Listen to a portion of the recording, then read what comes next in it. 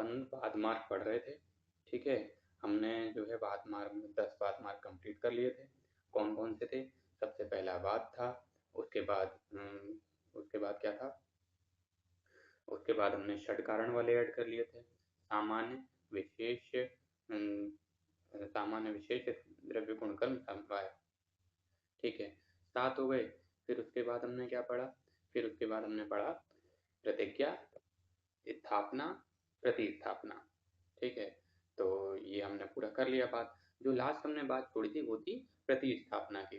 तो प्रतिस्थापना मतलब या स्थापना मतलब क्या होता है कि भाई मेरा पक्ष है तो और पर का पक्ष है तो हम क्या करते थे, हम उसको दृष्टांत से, हेतु से, दृष्टांत से, उपनय से, निगमन से, ठीक है, हम अपनी उस प्रतिज्ञा को या प्रतिज्ञा को या प्रतिस्थापना को जो है एक्सप्लेन करते थे।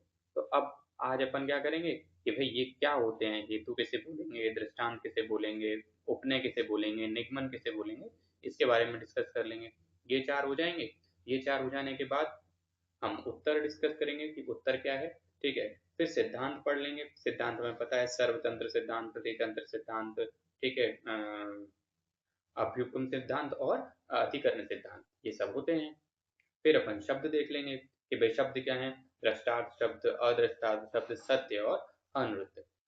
फिर उसके बाद जो बात आ जाएगी वो प्रमाणों की बात आ जाएगी, बट वो हम बाद में डिस्कस करेंगे। आज अपन कोशिश करेंगे कि खाली हम इतना कवर कर सकें, ठीक है। तो शुरुआत करते हैं हेतु से, ठीक। तो हेतु, हेतु को अपन और क्या बोलते थे? हेतु बोलते थे अपन साधन को, ठीक है। जो चीज हमें साध्य करनी है उसके लिए जो हमें साधन चाहिए था, जैसे फॉर एग्जाम्पल साध्य क्या थी? अग्नि। और फिर हम उसे साध्य किससे कर रहे थे? यथा क्या बोलते हैं, किससे? रसोई से, ठीक है। उसके बाद अपन बात कर रहे हैं किसकी? कि भाई हेतु में अपने को क्या बात समझनी है कि अगर मैंने बोला कि पर्वतो वहनी मानम, ठीक है, वो गड़बड़ हो गया, गलती क्या हो गई, मैंने बोला ना यथा पीनस, तो वो तो क्या हो गया, वो उदाहरण हो गया, वो हेतु नहीं हुआ। हेतु क्या हुआ? मान लो अगर मैं कहता हूँ पर्वतो वहनी नान, वहनी मान, तो मैंने कैसे प्रूव किया कि पर्वत में प्रयाग है? तो किस हेतु की वजह से? धूमात, ठीक है। धूमात की वजह से मैंने ये बात बोली कि भाई पर्वतो वहनी मान, कारण क्या बोला? धूमात, ठीक है। सिंस धुआं मुझे प्रत्यक्ष हो सकता है तो मैं इसका अनुमान लगा सकता हूं कि जो पर्वत होगा वहां पर भी क्या होगी? अग्नि होगी, ठीक है। तो क्या बोल रहे हैं कि भाई तत् प्रत्यक्षम अनुमानम हेतीय औपम्यम इति। तो कहने का मतलब क्या है? ये सब हमारे पास रास्ते हैं जिनसे हम क्या कर सकते हैं, अपने अपना जो हेतु है वो बोल सकते हैं, ठीक है। चाहे प्रत्यक्ष, अनुमान, हेतीय या औपम्य कुछ भी हो, ठीक। और इनके बारे में डिस्कस हम आगे करेंगे। तो हेतु क्या है? जो आपके तत्व की उपलब्धि में कारण हो, यानी जो आपके साध्य वचन को लेकर के सिद्ध करवाए, तो यानी वो आपके जो तत्व है, जिस बात को आप कहना चाह रहे हो, उसकी उपलब्धि का कारण हो। तो लाइन आ जाए, उपलभ्यते तत् तत्वम। आपके तत्व के उपलम्बन में जो कारण हो वो क्या है? वो हेतु है, ठीक है। तो क्वेश्चन आ जाए, ब्लैंक नाम उपलब्धि कारणम, ठीक है। तो कारण क्या हो गया? हेतु, ओके। अब हेतु जो है वो कितने प्रकार के हमने पढ़ लिए? प्रत्यक्ष, अनुमान, हेतु और हेतीय और औपम्य। इनके बारे में हम बाद में डिस्कस करेंगे। अब हेतु हो गया। अब दृष्टांत, दृष्टांत क्या बोलते हैं भैया? दृष्टांत बोलते हैं उदाहरण को, ठीक। उदाहरण इसलिए दिया जाता है ताकि आम आदमी भी आपकी बात को समझ जाए। दृष्टांतो नाम यत्र मूर्ख विदुषाम बुद्धि साम्यम। ऐसा उदाहरण देना चाहिए जिसे सुनकर मूर्ख और विद्वान दोनों राजी हो जाएं। जैसे फॉर एग्जाम्पल अगर मैं कहूं अग्नि उष्ण, ठीक है, यानी आग गर्म होती है, सबको पता है, ठीक है। द्रव उदकम, पानी द्रव होता है, ये भी सबको पता है। स्थिरा पृथ्वी, पृथ्वी स्थिर है, ठीक है। आदित्य प्रकाशक, सूरज जो है वो प्रकाशक है, ठीक है।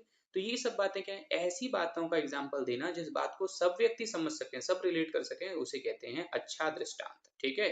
दृष्टांतो नाम यत्र मूर्ख विदुषाम बुद्धि साम्यम, साम्यम, ठीक है। तो बोल रहे हैं कि अगर मुझे कोई बात को समझाना है, जैसे फॉर एग्जाम्पल मुझे ये समझाना है कि सांख्य दर्शन जो है वो प्रकाशक होता है, तो मैं उसके लिए क्या एग्जाम्पल दे सकता हूँ? ठीक है, मैं बोल सकता हूँ कि भाई जिस तरह सूरज का उजाला जो है वो पूरे संसार को प्रकाशमान करता है, वैसे ही सांख्य दर्शन जो है वो आपके दिमाग की बत्ती को जला देता है, ठीक है। और आपके दिमाग को जो है वो क्या कर रहा है? प्रकाश कर रहा है, ठीक है। तो मैं कैसे बोल सकता हूँ?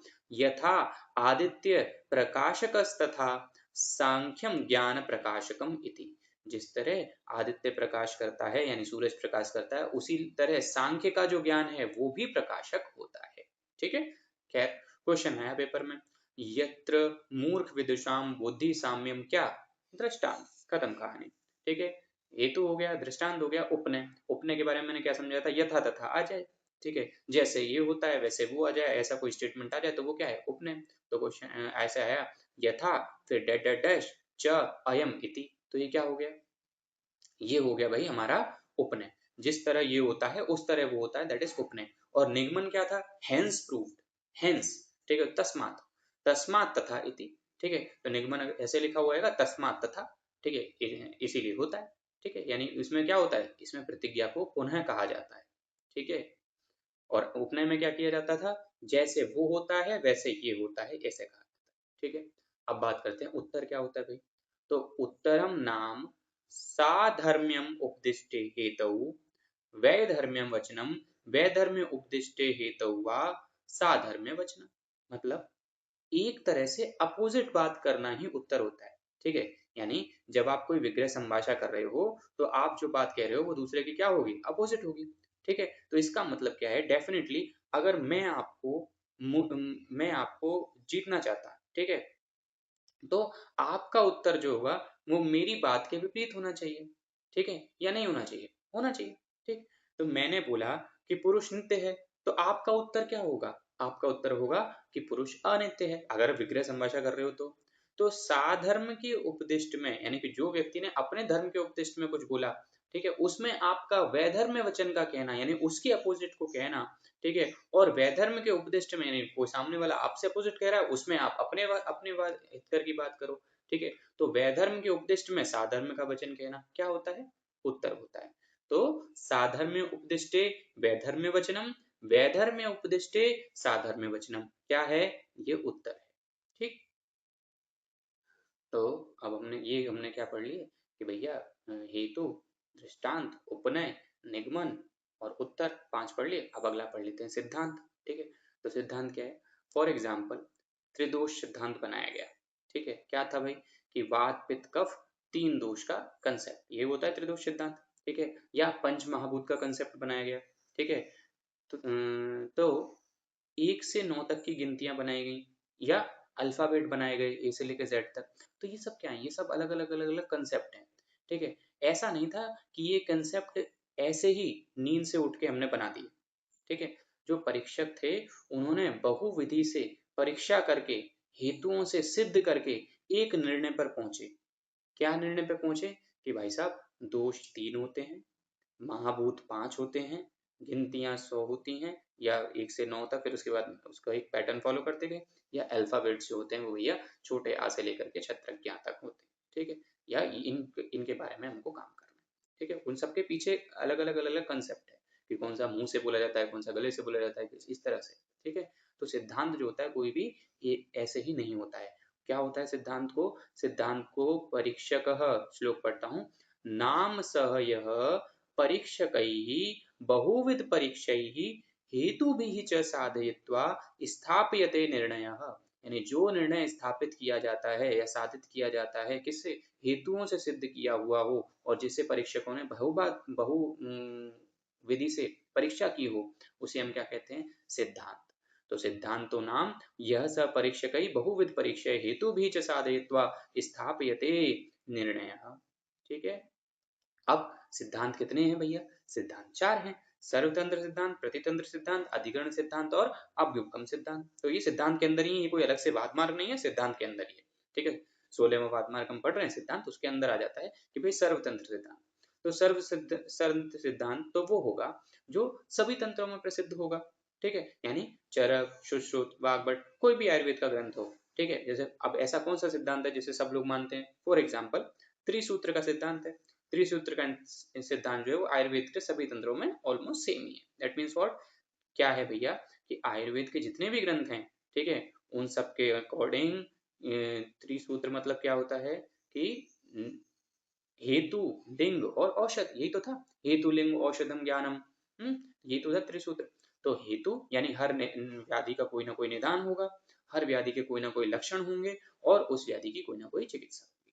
ये त्रिसूत्र सिद्धांत जो है सब लोग मान रहे हैं। तो इसको श्लोक में कैसे बोलेगा, जैसे हमें पहचानना है पेपर में, तो ऐसे बोलेगा कि ब्लैंक तस्मिन तस्मिन सर्वस्मिन तंत्रे तत् प्रसिद्धम, यानी ऐसी चीज जो सारे तंत्रों में क्या हो, प्रसिद्ध हो। सर्वस्मिन तंत्रे प्रसिद्धम, तो वो कौन हो गया, सर्वतंत्र सिद्धांत। ठीक है, जैसे फॉर एग्जाम्पल बोले संति निदानानि, संति व्याधयः, संति सिद्धि उपाय साध्यानाम। ठीक है, तो ये किस सिद्धांत का एग्जाम्पल है कि भाई निदान होते हैं, व्याधि होती है और उनकी कोई ना कोई चिकित्सा होती है। तो ये क्या हो गया, ये एक तरीके का ऐसा सिद्धांत है जो सब लोग मान रहे हैं। तो ये किसका एग्जाम्पल है, सर्वतंत्र सिद्धांत का। ठीक है, तो याद रखो कि भैया त्रिसूत्र आयुर्वेद जो है वो सभी तंत्रों में मान्य है। ठीक है, तो वो क्या हो गया, सर्वतंत्र सिद्धांत के अंदर आ गया। ठीक है, अब ये पेपर में हम कैसे याद रखेंगे, देखो ट्रिक से याद रखो कि भाई स से सर्वतंत्र और स से संति, स से संति, स से संति। तो स से सर्वतंत्र, स से संति निदानानि, संति व्याधय, संति सिद्धि उपाय। स स स स से सर्वतंत्र और स से सिद्धि उपाय, संति निदानानि। ठीक है, चलिए अब ये हमने सर्वतंत्र सिद्धांत पढ़ लिया। प्रतितंत्र सिद्धांत, अब प्रतितंत्र सिद्धांत में क्या है, प्रतितंत्र सिद्धांत का मतलब है कि भैया हर व्यक्ति के सबके अकॉर्डिंग अलग अलग बोले। ठीक है, फॉर एग्जाम्पल मैंने बोला कि रस जो है वो 6 है। ठीक है, आपने बोला रस जो है वो 8 है। ठीक है, किसी ने बोला रस जो है वो 1 है। ठीक है, ऐसा हमने पहले पढ़ा था, नहीं पढ़ा था। अभी हम चल रहे हैं विमान 8 पे, चरक सूत्र का चैप्टर नंबर हमने जब 26 पढ़ा था। ठीक है, तो वहां हमने आत्रेय भद्र कापी अध्याय पढ़ा था। ठीक है, तो भद्र काव्य ने एक रस माना था और बाद में आयत्रेय ने आकर के 6 रस बता दिए थे। पर इसके बीच में कई आचार्य आए थे जिन्होंने क्या बोला था, उस संभाषा में अपने अपने अकॉर्डिंग अलग अलग रस बताए थे और उनका एक्सप्लेनेशन दिया था। ठीक है, तो जैसे फॉर एग्जाम्पल भद्र काव्य ने एक रस माना। ठीक, उसके बाद क्या था, ट्रिक क्या थी, भद्र शकुंतला मोहित हुई हिरण पे, कुमार वीरों ने धर पकड़ा। ठीक है, तो फॉर एग्जाम्पल वही भद्र का पे एक रस हो गया। ठीक है, शकुंतला, शकुंतला में शाकुंत है, शाकुंत के 2 रस हो गए। मोहित मीन्स मौत गले, मौत गले के अकॉर्डिंग 3 रस हो गए। ठीक है, हुई हिरण पे, हिरण मतलब हिरण्याक्ष, हिरण्याक्ष के कितने हो गए, 4 रस हो गए। या ऐसे हम कहते हैं हिरण्याक्ष कौशिक। ठीक, फिर उसके बाद क्या बोल रहे हैं भाई, मोहित हुई हिरण पर कुमार वीरो, कुमार मतलब कुमारशिला भारद्वाज, कुमारशिला भारद्वाज के अकॉर्डिंग कितने, 5 रस। वीरो, वीरो मतलब वायुर्वेद, वायुर्वेद के कितने, 6 रस। ठीक है, वीरों ने मतलब निमि, विदेहराज निमि जो थे उनके अकॉर्डिंग 7 रस।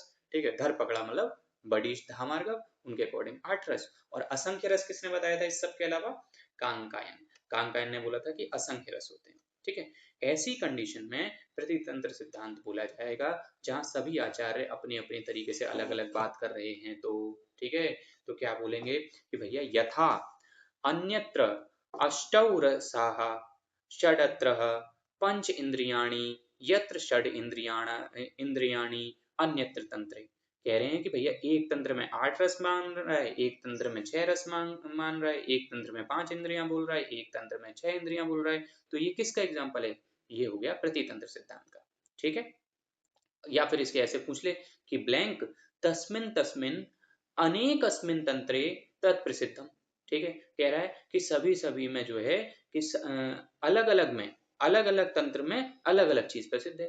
जैसे सर्वतंत्र में क्या पढ़ रहे थे कि भैया तस्मिन तस्मिन सर्वस्मिन तंत्रे प्रसिद्धम, सभी तंत्रों में प्रसिद्ध है कोई एक बात। ठीक है, और अनेकस्मिन तंत्रे, अनेक अनेक अस्मिन तंत्रे मतलब अनेक बात प्रसिद्ध है तंत्रों में। तो अनेक अनेक बात बोल दी तो प्रतितंत्र सिद्धांत, और सर्वस्मिन बोल दे, सभी में बोल दे प्रसिद्ध, तो वो कह देंगे क्या कि वो गया सर्वतंत्र सिद्धांत। तो याद रखना है कि भैया तस्मिन तस्मिन अनेकस्मिन पूछे प्रतितंत्र सिद्धांत, तस्मिन तस्मिन सर्वस्मिन तंत्र पूछे तो सर्वतंत्र सिद्धांत। ठीक है, सर्वतंत्र हो गया, प्रतितंत्र हो गया। अब उसके बाद बात करते हैं अभ्युपगम सिद्धांत की। ठीक है, तो अभ्युपगम सिद्धांत में क्या है भैया, एक ऐसा सिद्धांत जिसका अभी तक ना तो अर्थ सिद्ध हुआ है, ठीक है, ना उसकी किसी ने परीक्षा की है, और ना ही उसका कहीं पर उपदेश दिया है या कोई रेफरेंस है कि वो कैसे प्रूफ हुई, क्या क्या कहा है। ठीक है, ना उसका कोई हेतु दिया, कुछ भी नहीं, फिर भी उसे जो है अभी स्वीकार कर लिया गया है। तो उसे हम क्या कहते हैं, उसे हम कहते हैं अभी उपगम सिद्धांत, अभ्युपगम। ठीक है, तो अभी उपगम सिद्धांतो नाम सयम अर्थ असिद्धम, अपरीक्षितम, अनुपदिष्टम, अहेतुकम व ये सब क्या है, अभ्युपगम सिद्धांत की कहानी। ठीक है, फॉर एग्जाम्पल अगर गुण की संभाषा हुई, ठीक है, तो सबने बोला कि गुण प्रधान है, चलो मान लिया भाई गुण प्रधान है, ठीक है। अब संभाषा बदल गई, अगले साल वीर्य की संभाषा हुई तो सब लोग आए, सबने बोला भाई वीर्य प्रधान है, ठीक है। जब द्रव्य की संभाषा हुई तो सबने कहा कि भाई द्रव्य प्रधान है। तो कहने का मतलब क्या निकला कि वैसे तो द्रव्य ही प्रधान है सभी में, ठीक है, बट कहीं संभाषा गुण के ऊपर हुई तो गुण का बखान करके सबको सिद्ध कर दिया, ठीक है। और यानी यानी उसको असिद्ध है, अपरीक्षित है, अनुपदिष्ट है, फिर भी हम उसका कोई हेतु नहीं है, क्योंकि फिर भी हमने जो क्या किया कि भैया उसको प्रधान मान लिया, जबकि हमें पता है हकीकत में तो वो होता नहीं है, ठीक है। तो ये हमने क्या बोल दिया कि भाई जो चीज असिद्ध कर हो, अपरीक्षित हो, अनुपदिष्ट हो, जिसका कोई हेतु ना हो, ठीक है, फिर भी उसे मान लिया जाए तो उसे हम क्या कहते हैं, अभ्युपगम सिद्धांत, जैसे हाल फिलहाल में मान लिया गया है। फिर बात करते हैं अधिकरण सिद्धांत की। तो अधिकरण सिद्धांत मतलब क्या हो गया, अधिकरण सिद्धांतो नाम स यस्मिन अधिकरणे, ठीक है, प्रस्तूयमाने सिद्धानी अन्य अन्य अधिकरणानि भवन्ति। यानी जो बात कही जाए उससे रिलेटेड जो दो तीन अलग अलग सिद्धांत हों वो भी उसमें कवर हो जाएं, उसे हम कहते हैं अधिकरण, यानी ये इसके अंदर आ जाता है, ठीक है। अब इसे कैसे समझते हैं, ऐसे बोल रहे हैं, यथा न मुक्तः कर्म अनुबंधिकम कुरुते निह स्पृहयत्वात् इति। कह रहे हैं निह स्पृहयत्वात् मतलब ये एक लाइन आएगी हमारी बाद में शारीरिक स्थान में, तो बोलेगा निह स्पृहत्वात् मतलब निष्काम के, कोई काम करने की वजह से, ठीक है। बोल रहा है कि जो मुक्त व्यक्ति होता है, ठीक है, वो कर्म के अनुबंधों में नहीं बनता है। मुक्तः न कर्म अनुबंधिकम कुरुते, क्यों, मुक्त व्यक्ति कभी कर्म के अनुबंध में क्यों नहीं, उसके साथ क्यों नहीं कभी कर्म का अनुबंध होता है, क्योंकि वो व्यक्ति मुक्त इसीलिए है क्योंकि वो निष्पृह होकर काम करता है, निष्काम होकर काम करता है, ठीक है। यानी मुक्त व्यक्ति कर्म के अच्छे या बुरे रिजल्ट के अनुबंध में नहीं फंसता क्योंकि वो निष्पृह होता है, यानी वो निष्काम होकर अपने कामों को करता है, ठीक है। तो डायरेक्टली तो हमें इससे ये समझ में आ गया कि भैया निष्क्रिय होने की वजह से मुक्त व्यक्ति अपने कर्मों के अनुबंध में नहीं फंसता। लेकिन इसके अंदर कौन कौन से अंडरलाइन कॉन्सेप्ट है जिनका हमें दिमाग में क्लियर होना चाहिए, तभी हमें ये बात समझ में आएगी। तो इसका मतलब ये है कि जो व्यक्ति डिजायर करके काम करता है, ठीक है, उसके कर्मों का फल जरूर होगा जिसमें वो फंसेगा और मुक्त नहीं हो पाएगा। तो इससे हमें क्या समझ में आया कि पक्का कर्मों का फल होता है, ठीक है। और अगर कर्मों का फल अनुबंध नहीं होता है या मुक्त और अमुक्त की बात करें तो इसका मतलब मोक्ष भी होता होगा, ठीक है। और पुरुष यानी आत्मा, आत्मा भी होती है, और मरने के बाद पुनः आत्मा, कोई व्यक्ति जन्म लेता है और कोई व्यक्ति जन्म नहीं लेता है। अगर कामना है तो उसके कर्मों का फल बाकी है तो वो पुनः जन्म लेगा ही लेगा, ठीक है। तो पुनर्जन्म का कंसेप्ट भी हमारे दिमाग में क्लियर होना चाहिए, मोक्ष का कंसेप्ट भी क्लियर होना चाहिए, कर्मों का फल होता है ये बात हमारे क्लियर होनी चाहिए, तब कहीं जाकर के हमें ये बात समझ में आएगी कि क्यों निष्क्रिय होने की वजह से मुक्त व्यक्ति जो है वो कर्म के अनुबंध में फंसता नहीं है, ठीक। अब ये हमने सिद्धांत खत्म कर दी। अब बात करते हैं किसकी, शब्द की, ठीक। तो शब्द जो है, शब्द में क्या है भैया, शब्द कह रहे हैं शब्दों नाम वर्ण समान्वय। शब्द होता क्या है, लेटर्स का कॉम्बिनेशन, वर्णों के समान्वय होने की वजह से, वर्णों के वर्ण के कलेक्ट होने की वजह से शब्द बनता है, ठीक है। अब ये शब्द जो हो सकते हैं वो चार प्रकार के हो सकते हैं। पहला दृष्टार्थ, दूसरा अदृष्टार्थ, तीसरा सत्य और चौथा अनृत यानी झूठ, ठीक है। तो अगर कोई पेपर में पूछे कि वर्ण समान्वय क्या होता है भैया, तो वर्णों के मिक्स होने से क्या बनता है, शब्द बनता है, ठीक है। वर्णों को मिलाने से शब्द बनता है। शब्द कितने प्रकार के हो सकते हैं, चार प्रकार के, टिक कर दिया, ठीक है। अब जो रियल होता है वो दिखता भी है, यानी जो प्रत्यक्ष है, ऐसा शब्द कौन सा लग रहा है इनमें से, दृष्टार्थ, अदृष्टार्थ, सत्य, अनृत, दृष्टार्थ। तो अगर ऐसा बोले कि जो रियल होता है वो दिखता भी है तो वो किस में दिख गया, दृष्टार्थ। अब जो रियल तो है लेकिन वो दिखता नहीं हो तो वो क्या हो गया, अदृष्टार्थ। दृष्टार्थ मतलब जो चीज है और दिखे भी, वो दृष्टार्थ। जो चीज है लेकिन दिखे नहीं, अदृष्टार्थ, ठीक है। ये अब डिफरेंस है दृष्टार्थ और अदृष्टार्थ में। सत्य और असत्य की बाद में बात करते हैं, पहले चलो दृष्टार्थ को देख लेते हैं कि ऐसी कौन सी चीज है जो हमें दिखती है, ठीक है। जैसे फॉर एग्जाम्पल मैंने बोला आपको कि रोग के तीन कारण हैं। कौन कौन से रोग के तीन कारण हैं, एक असात में इंद्रियार्थ संयोग, ठीक है, यानी क्या हुआ, इंद्रियों का उसके अर्थों के साथ हीन योग, अति योग या मिथ्या योग होना, असात में इंद्रिय अर्थ संयोग। प्रज्ञा अपराध मतलब आपने कोई कर्म किया, उस कर्म के गलत करने की वजह से, यानी आपने जो है भाई ऋतुचर्या दिनचर्या फॉलो नहीं करी, स्वस्थ फॉलो नहीं किया, आपने हाइजीन का ध्यान नहीं रखा, आपने मोरल वैल्यूज का ध्यान नहीं रखा, ठीक है, तो क्या हुआ, आपको बीमारी हुई। ठीक है, समझ में आता है, क्योंकि प्रज्ञा अपराध हमें दिख रहा है कि इसने ये काम किया इसलिए ये हुआ। ठीक है, और परिणाम कालो ही नामो परिणाम, वो भी दिखता है। ठीक है, तो कहने का मतलब क्या है कि भाई ये तीनों रोग के हेतु वाले शब्द होते भी हैं और दिखते भी हैं। ठीक है, फॉर एग्जाम्पल ये सब शब्द ही तो हैं, असात में इंद्रिय अर्थ संयोग, प्रज्ञा अपराध और परिणाम। अब जैसे फॉर एग्जाम्पल कान से तेज तेज अगर हम म्यूजिक सुनेंगे, ठीक है, तो कान खराब होंगे। अब कान खराब होंगे तो फिर सीधी सी बात है, बहरा हो जाएगा। तो ये क्या हो गया, असात में इंद्रिय अर्थ संयोग का एग्जाम्पल हो गया, हमें प्रत्यक्ष दिख रहा है कि ये बहरा क्यों हुआ। ठीक है, फिर उसके बाद बात करते हैं, भाई बारिश में बाहर बिना अम्ब्रेला के निकल गए तो सर्दी हो गई, तो हमें समझ में आ गया कि भाई प्रज्ञा अपराध किया था। ठीक है, अब बुढ़ापा है काल के हिसाब से कि भाई बुढ़ापा है तो वात रोग होंगे, तो हमें दिख रहा है कि भाई वृद्ध अवस्था है तो वात रोग होंगे, तो काल के हिसाब से हमें देख लिया। ठीक है, अब ये रोग के तीन हेतु हमने, ये रोगों के तीन तीन हेतु हैं।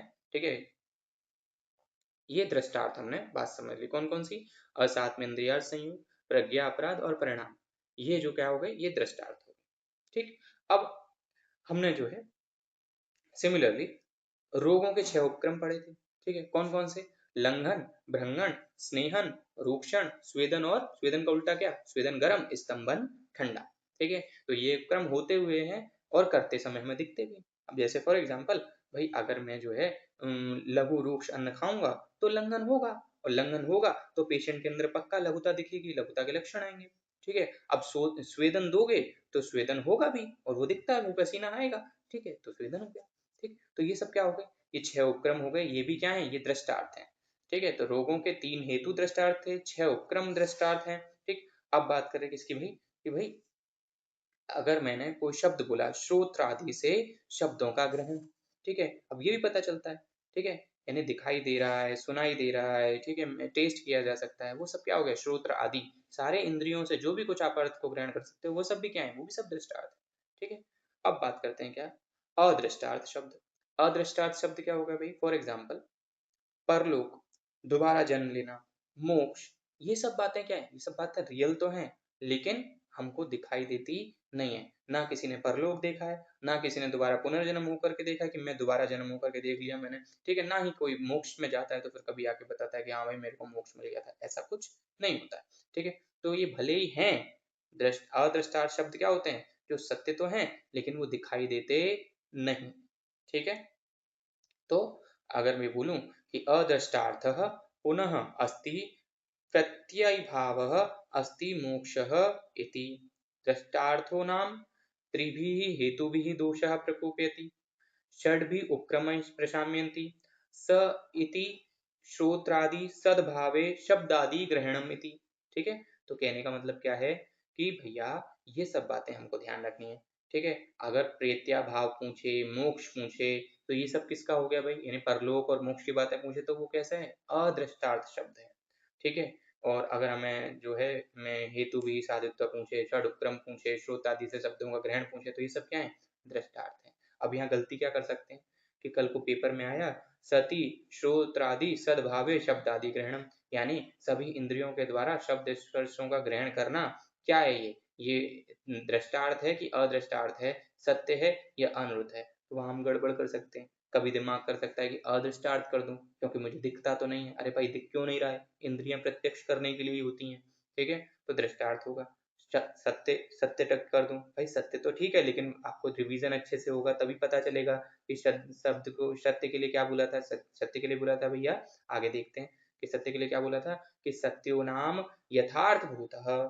ठीक है, शब्द में और सत्य में फर्क क्या है, शब्द के लिए क्या बोला था कि वर्ण सामाम्यम, तो ये हो गया शब्द, और सत्य शब्द कौन सा होगा, सत्यो नाम यथार्थ भूतः, जो चीज जैसी है वो वैसी दिख जाए, यानी जो चीज जो है वो एकदम सही बोली जाए।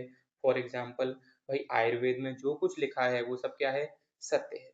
जो भी आप पढ़ रहे हो वो सत्य है, बिकॉज कुछ भी ऐसा नहीं, कुछ भी ऐसे ही नहीं लिख दिया गया। ठीक है, तो अगर ऐसे पूछ लिया जाए कि संति आयुर्वेद उपदेशः, संति सिद्धि उपाय, साध्यानां व्याधीनां, संति आरंभ्य फलानि इति। ठीक है, तो ये सब क्या है? ये सब सत्य के एग्जाम्पल हैं। यानी जिस कार्य का आरंभ करते हैं उसका फल होता ही होता है। ये क्या है? सत्य है। आयुर्वेद के उपदेश सत्य हैं, बिल्कुल सही है। ठीक, व्याधि की चिकित्सा सत्य है, व्याधि की चिकित्सा की जाती है, ठीक है, वो भी सत्य है। तो संति सिद्धि उपायानाम, ठीक है, ये क्या, ये कहाँ लिखा है? अगर ऐसे क्वेश्चन आए तो कि भैया ये सत्य में लिखा है, ठीक है। और ऐसा ही हमने सर्वतंत्र सिद्धांत में भी देखा था, ठीक है। तो संति सिद्धि उपाय सत्य शब्द भी है और सर्वतंत्र सिद्धांत भी है, ये बात हमें ध्यान रखनी है, पेपर में सिली मिस्टेक नहीं होनी चाहिए। फिर अनृत वचन, अनृत मतलब क्या हो गया? झूठ। तो जो सत्य के विपरीत हो वो अनृत, तो सत्य विपर्य च अनृत, यानी सत्य के विपरीत जो है वो अनृत है, ठीक है। फॉर एग्जाम्पल, भाई जो कुछ मैंने बोला, मैं ऐसे अगर बोल दूं कि आयुर्वेद के उपदेश जो है वो असत्य हैं, तो वो क्या हो जाएगा? अनृत वचन हो जाएगा। तो फॉर इस तरीके से हमने 4 तरीके के शब्द पढ़ लिए, दृष्टार्थ, अदृष्टार्थ, सत्य और अनृत वचन। अब यहाँ से आगे जो है अपन पढ़ेंगे बाद में, ठीक। तो अपन जो है लेक्चर को एंड कर देते हैं। रागादिरोगान् सततानुशक्तान् अशेषकाय प्रसृतान्